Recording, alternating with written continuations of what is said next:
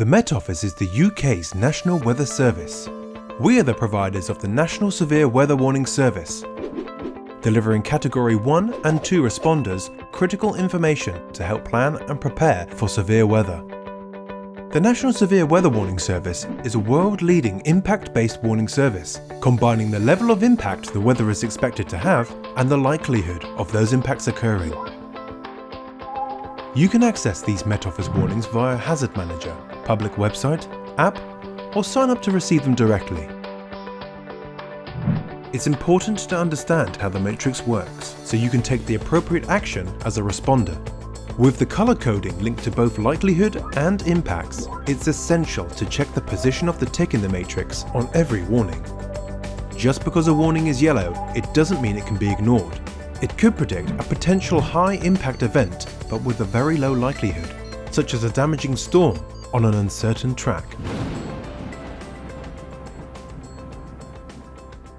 Here's an example of how the National Severe Weather Warning Matrix is used in practice. On Monday, the Met Office issues a yellow warning and emails the warning to responders in the warning area. Take note of these warnings. They are only sent if the impacts are likely to be medium or high. This is what the matrix looks like at this time. There are some strong winds due later in the week in Responder A's local authority area. It's a low likelihood warning, but looking at the impact level, it could bring some disruption in the area and affect an outdoor event that is planned on Thursday afternoon, creating issues in regard to safety of the public. Consideration also needs to be given to potential closures of a suspension bridge which links communities either side of the river. Warnings may cover a large area, so it may not be obvious from the validity time when these winds are expected in one particular place. Responder A discusses with their Met Office advisor how the severe weather might impact their area, particularly with regard to the outdoor event. Here, the strongest winds are expected later on Wednesday night into early on Thursday morning, but the timing of them could change. It's important to regularly check for updates as they become more detailed and accurate over time. Responder A informs other people in their department about the expected weather and contacts the event organisers to ensure they are aware. It's important to look out for warning updates to the National Severe Weather Warning Service. These can be viewed in Hazard Manager, along with other weather information that will allow you to monitor the developing situation. Here is an example of why it's important to keep checking for updates. It's 24 hours later, and we can see that yesterday's yellow warning has been updated to amber. And looking at the matrix, the likelihood of medium impacts occurring has increased. The forecast is looking more certain. Responder A needs to think about what this means for their organisation and partner organisations. If the strongest winds are expected during Wednesday night, closure of the bridge will only bring minor disruption, and an event on Thursday afternoon should most likely be unaffected. But there are other considerations, especially if the winds continue into Thursday morning. Many staff commute from the east across a suspension bridge into the town. Strong winds can result in the closure of this bridge, meaning a 40-mile detour.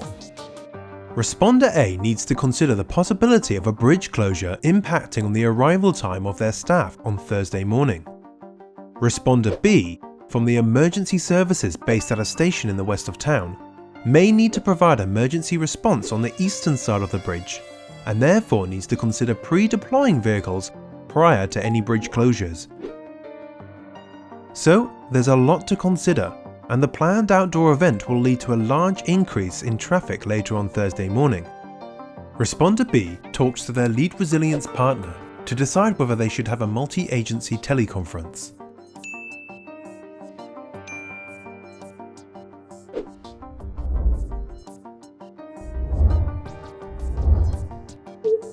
It's day 3, and Responder A is on call. He tells a colleague that the Met Office has updated the warning, but it's still amber. So what's changed? If you said nothing, you'd be wrong. By looking at the matrix, we can see that the warning has changed. The likelihood is still medium, but the level of impact has increased to high. The warning states that the weather forecast isn't greatly different, but the strongest winds are due in the afternoon and evening of Thursday. including the evening rush hour. Therefore, the level of impact is now higher because more people are likely to be outdoors, putting them in greater danger. The likely closure of the bridge will also cause a great deal of disruption, with high traffic volumes expected as the public arrive for the planned event. The lead resilience partner has called a teleconference, meaning all responders will get the latest weather information from the Met Office advisor and can also ask for clarification if needed. Based on the discussions in the teleconference, the responders take the decision to cancel the outdoor event and also prepare for the expected weather conditions. Media messages are being relayed to make sure that people know the event has been cancelled. If Responder B had not been aware of the different types of amber warnings, they wouldn't have realised that they could be facing a high-impact weather event tomorrow.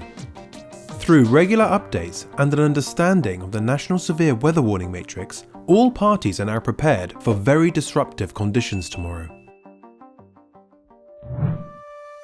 To use the matrix effectively, look at the combination of likelihood and impact for decision making.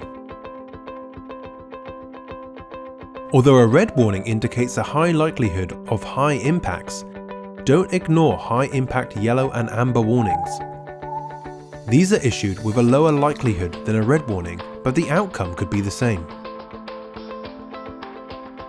Check the validity time. The level of impact can change depending on the time of day it occurs. The same weather event during the day or at night can have very different impacts. It's likely that some changes to the forecast will occur, and so it's important to look out for updates to warnings and forecasts. Small changes in the expected track of a storm can make a marked difference in the level of impacts on the ground. For more information, please contact your Met Office Civil Contingencies advisor.